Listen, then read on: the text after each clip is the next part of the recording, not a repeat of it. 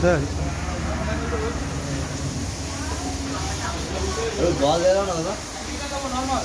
না না না এমনি চা আছে? চা দাও। আর চায়ের সাথে কিছু খাবে? না চা খাই আপনি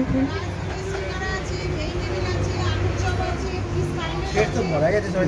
আমি আজ লাঞ্চ আমার করেছি 3:30-তে, সেই জন্যই চা হয়ে আছে। স্যার লাঞ্চ করলে তখন আমিও লাঞ্চ করতে আচ্ছা গেলাম। আচ্ছা না তুমি কি নাও না, নিলে এমনি কিছু অসুবিধা না না দরকার নেই। দরকার নেই কেন আবার? ও